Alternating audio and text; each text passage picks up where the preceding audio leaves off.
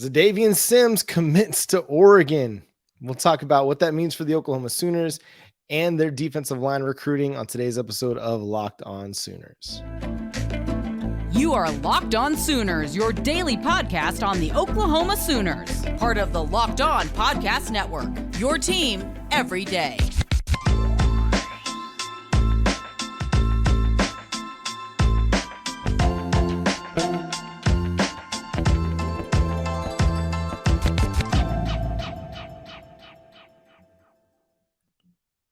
What's up, Sooner Nation? Welcome to Locked On Sooners. Thank you for joining us. My name is John Williams. You can follow me on Twitter at John9Williams. My buddy here is Josh Helmer. You can follow him on Twitter at JoshOnRef. You can also hear him Monday through Friday from 9 to noon on 94.7 The Ref in Norman.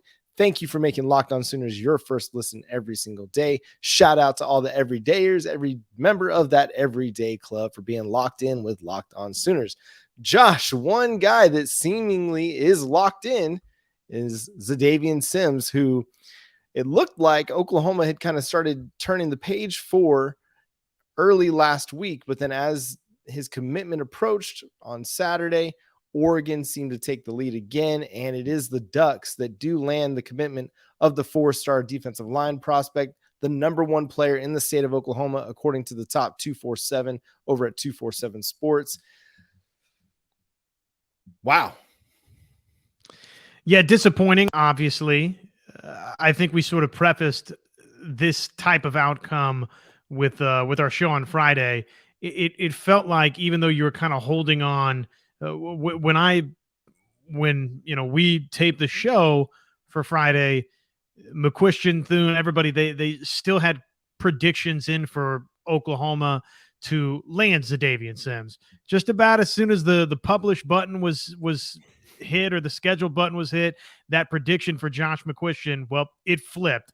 And as soon as that happened, it was pretty clear that probably this recruitment was not going to wind up going Oklahoma's direction.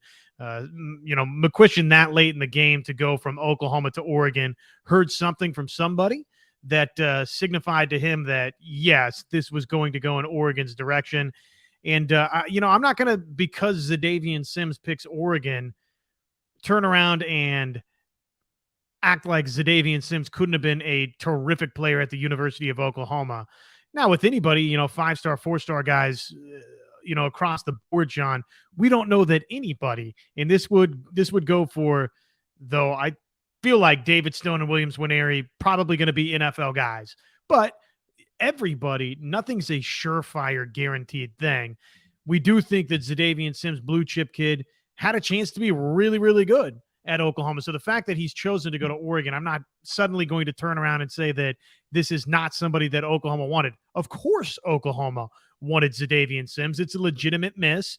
And now the question becomes, is this a sign of things to come in this class, or is the glass half full approach going to be the right one here? Because, John, there are still a lot of big names on the board for OU that the Sooners are tied to and forecasted now to land. Now, again, we're coming out of a situation where you were forecasted here to land Sims for a significant portion of time, and it didn't wind up that way. But I do think with some of these names that are still on the board, if we're talking about, even if the class just winds up as basically you get Stone and Nwaneri, and then at the end of the class, maybe you find a couple of names that we weren't expecting right here, right now, John, that's going to be a heck of a haul for OU. But again, we don't have that as any sort of set in stone option right now for Oklahoma. It is a miss. I know people are going to want to preface it and say, well, David Stone and Williams Nwaneri, your top targets. Nigel Smith, one of your top targets. Joseph Jonah Ajonye, one of your top targets. All those guys are still in play. Totally get that. It's a reasonable conclusion to come to, that it's going to be okay, that Oklahoma still has these high-level prospects along the defensive line that they're actively recruiting and looking to get commitments from. At the same time, we've seen, recruitments go, ways that we thought they were going to go Oklahoma's way, and then kind of in the late hour turn away from Oklahoma, whether it's a David Hicks, who it seemed like Oklahoma was in the right, trending in the right direction for and then it's Texas A&M that he commits to, or Gabriel Branlow Dindy, a class before that, where it seemed like, again, Oklahoma was in a really, really good position to get one of the better defensive tackle prospects in the class, and they missed out on him as well. So I do have optimism still that this could turn out to be a really, really good defensive line class. I mean, it's still a great defensive line class. I'm not going to even sell it short as really good, because if you do land Stone, I mean, you just start there and you land Stone, it's a really good start to the class. But if you can land Nigel Smith, which again, it seems like everything is trending in the right direction for Smith, you add Joseph Jonah Ajonye, Williams Nwaneri. Again, those are 4 guys that Oklahoma is trending very heavily for right now as things stand. Of course, there's a long time to go in the recruiting cycle, and things could absolutely change. Maybe perhaps some of the way that Oklahoma fans have reacted to the Xadavien Sims news, maybe that rubs some of these guys the wrong way. I don't know, but they're still very much in a strong position. You see like a guy like Danny Okoye out of Noah, the number 1 or 2 prospect in the state. His reaction to the Message Board Geniuses post that revealed some of Oklahoma's reaction, or Oklahoma Sooners fans' reaction to Sims's commitment, he's like, you never know how that's going to rub people the wrong way. And that's why you got to be so careful, not to couch your disappointment necessarily, but just not to outright rip kids for making life choices. Like, this is a big time decision for him. And it's not like he chose to go to Vanderbilt, which was one of the teams that was on his final 5 or 6 schools. He chose a really good school in Oregon with a really good defensive mind in Dan Lanning. So it's not like he's like out here just spurning Oklahoma for a nobody. It's a top program. Like, Oregon is one of the better programs in the country. Do they have the historical success of Oklahoma? Not even close, but they're a top brand. So I'm not going to sit here and say like that it's not a loss. It's not a miss, because it is, like Josh said. I'm not going to sit here and downplay the kid's talent, because he's really, really good. Would have loved to have him on the Sooners. And hey, things could still happen. Like, he could still end up going to Oklahoma by signing day. Nothing is off the board just because he commits. Yes, he's canceled all of his official visits, but I bet he pretty much knows what he has with Oklahoma. If he starts to doubt the Oregon situation at all, Oklahoma's still kind of a safe, quote unquote, fallback option for him. I'm not saying Oklahoma is anybody's fallback option, but in the event that something changes or he has a different, opinion or feeling about the situation, Oklahoma's still going to be right there. And I mean, that's to say, assuming Oklahoma would still take him at that point. I don't see any reason why not. They've got a strong relationship with the kid. Todd Bates has developed a relationship with him. And this is just sometimes the way it goes. You're not going to win every recruiting battle. You're going to win most if you're Oklahoma, but you're not going to win them all. Again, still 7 months until early signing period, 9 months until the national signing day for the 2024 class. So a lot of time to turn that thing around, but also at the same time, still a lot of their top flight prospects on the board. Just to illustrate how close this was to going Oklahoma's direction, and to your point that, yes, it's a commitment to Oregon, but we've seen commitments before where it changes directions before the, now early signing period in December, or, what is has always been the traditional national signing day. I'm going off of what Parker Thune put out on Twitter, but basically Xadavien Sims had told Parker Thune he almost canceled his unofficial visit to Oregon because his mind was made up. In his mind, he was already committed to the University of Oklahoma. Obviously was not committed to the University of Oklahoma and did take said unofficial visit. And I don't say that to disparage Xadavien Sims at all. I just say it in the sense that he was very, very close to committing, and Brent Venables has a policy, which is don't commit until you're fully committed. Right. And obviously he does wind up taking the unofficial visit and commits to Oregon, but it was oh so close, even from Xadavien Sims. So this recruitment today is done, but it's not done. And that's probably the case with a bunch of recruitments, but we'll see. We'll see how it transpires for Oklahoma. It's obviously an important development in this class. It's the first name of several that we had kind of earmarked for this to maybe be a massive defensive line recruiting class for Oklahoma. It can still be, when it's all said and done, a historic defensive line class for Oklahoma. At least for today, it doesn't feel like Sims is going to be a part of that historic class for Oklahoma. A lot of time for a lot of things to change on the recruiting front. We'll continue to follow and track that here on Locked On Sooners. But Josh, we had a big weekend in the Norman Regional for the Oklahoma Sooners softball team. We'll talk about that after the break. First, let me talk to y'all about Built Bar. Built Bar is that best tasting protein bar. If you haven't tried it, you're missing out. Tastes great. It's great for you. Low calorie, low carb, low sugar, high in protein. Gives you everything you want in a meal replacement, a pre or post workout, or if you just want an afternoon snack. I know when I'm at work working that 12-hour shift, I need an afternoon snack every time around 2:30, 3 o'clock. And as opposed to reaching for the donut in the break room or getting the bowl of cereal from the coffee shop downstairs, I go to a Built Bar because I'm getting, again, great protein source and low sugar. So go to built.com, use promo code LOCKED15, get 15% off your next order over at built.com. You can also find them at Sam's and Walmart. Josh, big weekend for OU softball, a 38-3 aggregate scoring against their opposition, beat Hofstra on Friday 11-0, came back and beat Mizzou, future SEC opponent, Mizzou, 11-0 on Saturday, and then trounced the California Golden Bears 16-3 on the back of 6 home runs, 2 apiece from Tiara Jennings and Alyssa Brito. Yeah, it just start to finish dominance for Oklahoma.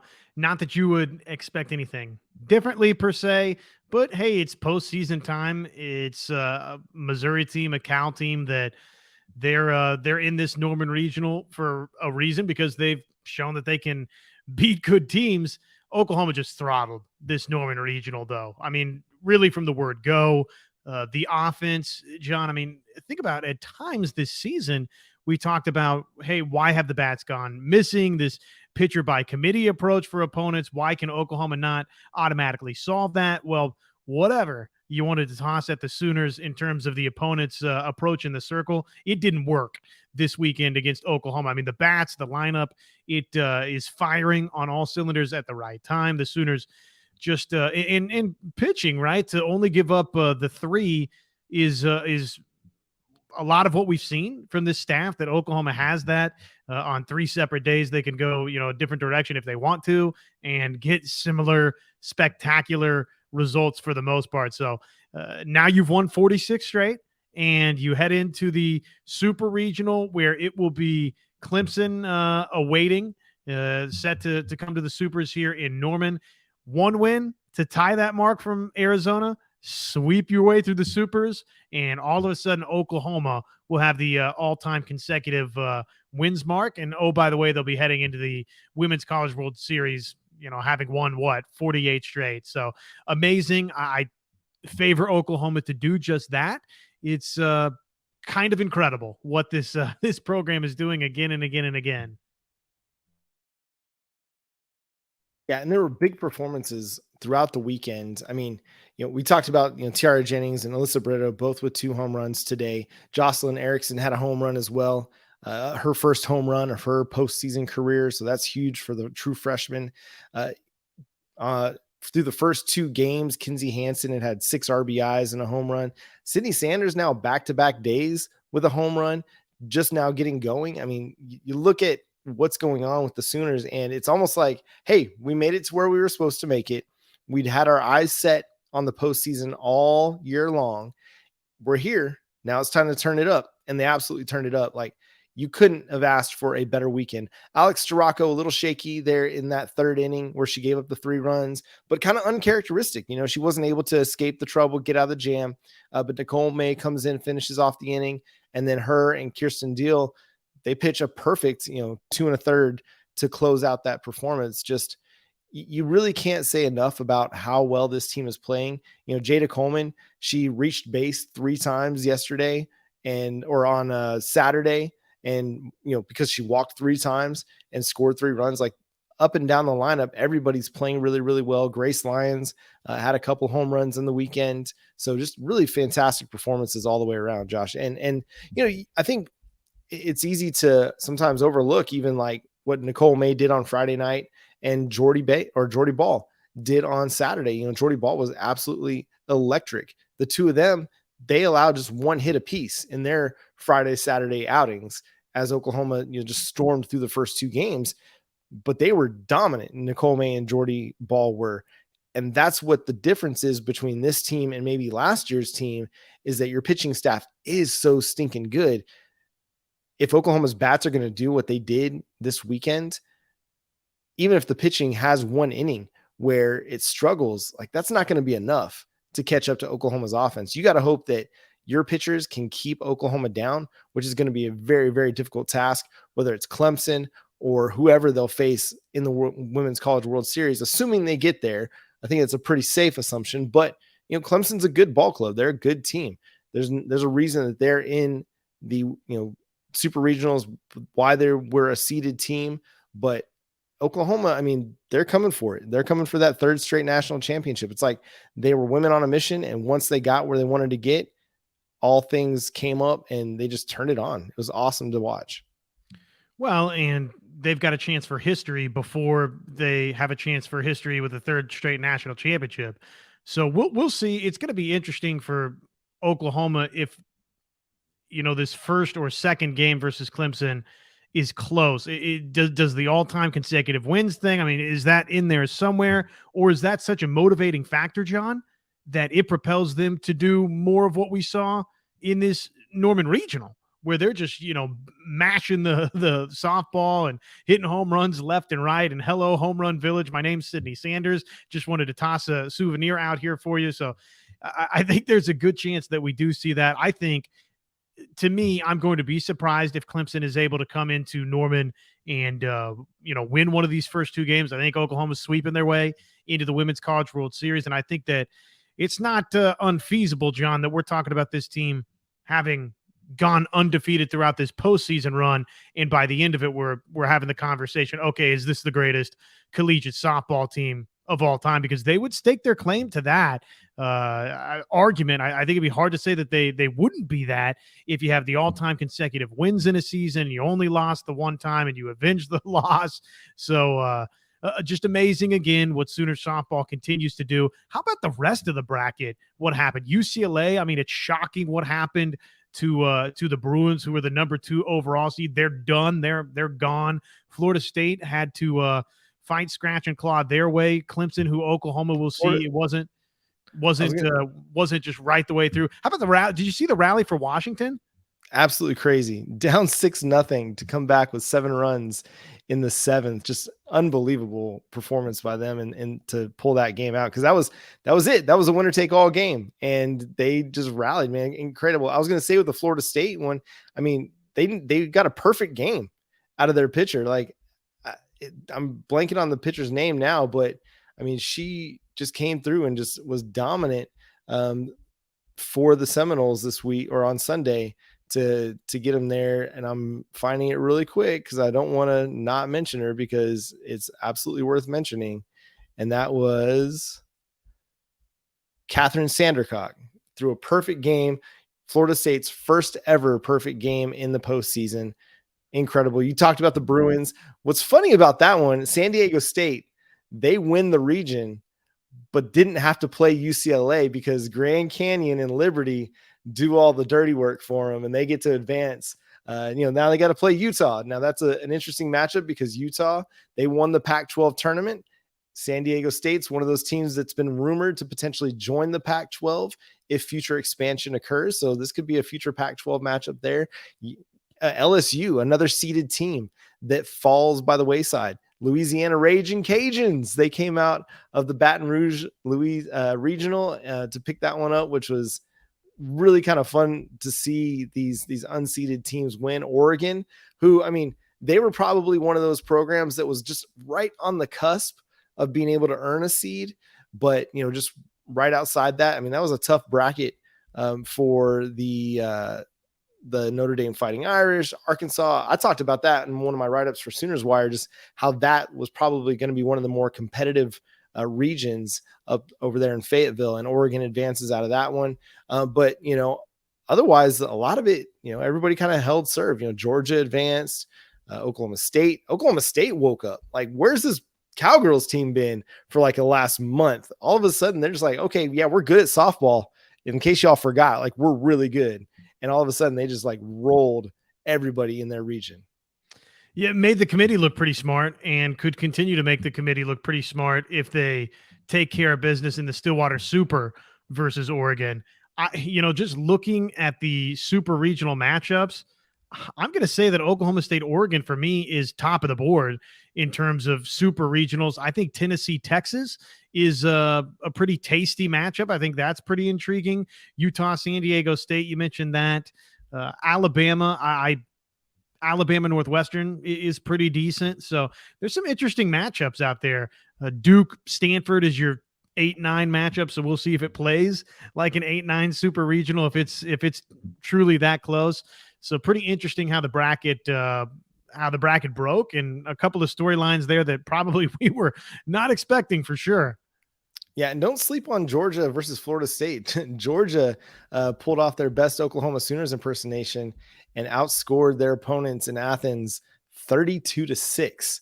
And that included 2 wins over a Virginia Tech team. So, I mean, that's going to be kind of an interesting matchup to watch over there as well, because, I mean, Florida State's not very far from Athens. You could get a pretty good, get a pretty good little road fan base there for the super regional. So it's going to be another great weekend. I think this past weekend was a lot of fun, having the upsets, having those kind of Cinderella stories, so to speak, having some of these games come down to the wire. I mean, so many games on Sunday were getting down to the 5th, 6th, 7th inning. I mean, Alabama had to survive a late scare as well. I mean, there were a lot of really close games. Florida State, got pushed by South Carolina. So everybody was kind of under threat a little bit, except for, like Oklahoma, Georgia. I mean, these teams are really, really good across the board. There's a lot of depth, and the depth is improving all the time at the collegiate softball level. So just a lot of fun. Last thing we're going to talk about after the break, we're going to talk about where Brent Venables ranked in CBS Sports Power 5 college football coaching rankings. First, we're going to talk to y'all about our friends over at FanDuel. Make a fast break to FanDuel during the NBA playoffs. Looks like right now the Miami Heat and the Denver Nuggets are making a sweeping fast break into the NBA Finals. But hey, right now, new customers, head on over to FanDuel. No sweat, first bet up to $1,000. What does that mean? That means up to $1,000 back in bonus bets if your first bet doesn't win. I'm fascinated. I mean, obviously, it would take history on either side for the Lakers or the Celtics to come back from their respective 3-0 deficits. I don't think that's happening in either of those two series. I feel like it's going to be Jokic and Murray that wind up on top in the NBA Finals. So if you want to follow Josh, that's the direction I'm going in the NBA Finals, I think, even though Jimmy Butler does appear to be him. So I'm very intrigued to watch these NBA Finals, but there's no better place to place those wagers on the NBA and all of the respective playoff action. NHL playoffs, full swing as well. America's #1 sports book. That is FanDuel. FanDuel.com/lockedon. Get a no sweat first bet up to $1,000. That's FanDuel.com/lockedon. FanDuel, an official sports betting partner of the NBA. So the folks over at CBS Sports came out with their annual Power 5 coaching rankings, ranking 1 through 68. Now that we have a bunch of new teams in the Power 5, and your Brent Venables came in number 11 of the 14. Sorry, number 12 of the 14 teams in the Big 12. Number 52 overall in the Power 5, which is down 7 spots in the Power 5 from last year. Josh, do you want to take a guess at who was behind Brent Venables at number 13 and 14? Oh, I probably should be able to tell you. Somebody from West Virginia. Yeah, Neil Brown at West Virginia. And who would be 14th? Well, he was 14. You're probably not going to get the number 13, so I'll just give it to you. New Scott Cincinnati Satterfield. Coach? Huh? New Cincinnati coach? Yep, Scott Satterfield. Moving over from Louisville to Cincinnati, he didn't really have a great run at Louisville. He was just, what was he? He just had one game over 500 when he was coaching the Cardinals, and then he goes to Cincinnati. Had decent success prior to Louisville, but not really one that's had a upward trajectory. Who's your guess at who was number one in CBS Sports rankings? Right now, I think that in the Big 12, that is in the Big 12. Yeah. I mean, right now, I'd say that probably Chris Kleiman's got a great chance to be right at the top of the board. How about Coach Kleiman? So he was number 2, just behind TCU's Sonny Dykes for making the college football playoff. And I wondered if Sonny Dykes would be at the top. Because of longevity, for me, I would go Kleiman, but obviously, yeah, college football playoff, national championship game appearances, tough to argue against. All right. Now, where do you think Mike Gundy ranked on that list? Well, I mean, maybe he came tumbling down the board. I was sort of suspecting he might be right behind those two right there. He was number 3 actually on the list, followed by Lance Leipold at number 4. And then good old faithful Dave Aranda at number 5, Gus Malzahn at 6, Matt Campbell at 7, Steve Sarkisian at 8, which I thought was interesting. There's a lot of hype behind Texas right now, but not enough to really bump Steve Sarkisian up the board much. He jumped up just 2 spots from number 39 to number 37 after Texas had a pretty solid year last year. So the Texas hype is churning, but there's still not 100% faith in Steve Sarkisian to kind of take them to that next step. We'll see how that goes. And then you got Kalani Sitake at number 9, number 10, Joey McGuire, and number 11, Dana Holgerson, again, just ahead of Brent Venables at number 12, Scott Satterfield at 13, and Neil Brown at 14. Any surprises for you on that list as I'm looking at it? I don't know that there's any massive surprises. I don't know. And Venables at 12, unfortunately, you have to earn it.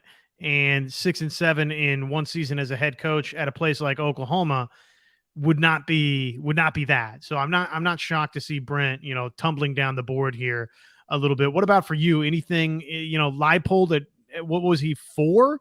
Fourth in the Big 12, yeah. That's a little bit surprisingly high for me.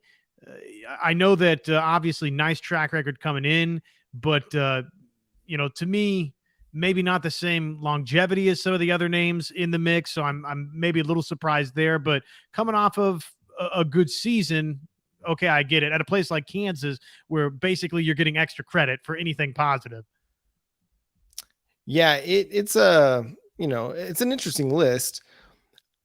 What it says to me is that Brent Venables has a really good chance to make his way up the board. If he were going to be in the Big 12 next year, say they won the Big 12, he'd have a chance to kind of jump into the top 2 or 3 if he were to have that kind of a season with the Sooners, because, I mean, a lot of people believe he's a really good coach.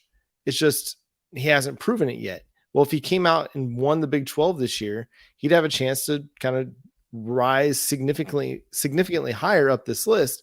Now, he's going to be an SEC coach going into 2024.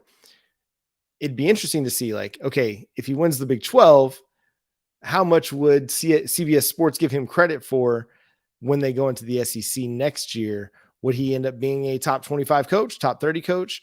As things stand right now, he's number 52 in the nation. So he's kind of got a long way to go. Or what did I say? 52 or 58 in the nation.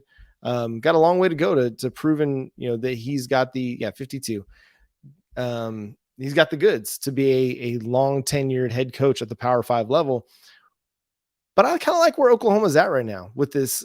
We've got a lot to prove situation. It's better. And it is a bit surprising to see them ranked in preseason top 25 power rankings. But I think even them, they'd tell you, we've got a lot to prove to ourselves and to the country. As they should. And that's just the way that it is coming off of the season that Oklahoma had. And that's not to say that there's not a lot of belief in Brent Venables, in this staff. And, within this group of players. I think that they think that they're good, John, but they're not going to go out there for the most part outside of maybe an LOL from one Key Lawrence every now and again. I don't think that they're going to go out there beating the chest a bunch about how much better they are than everybody else, because they get it. They get that 2022 was a big-time disappointment, and now you got to go prove that that's not who this program is, and it's not who this program will continue to be.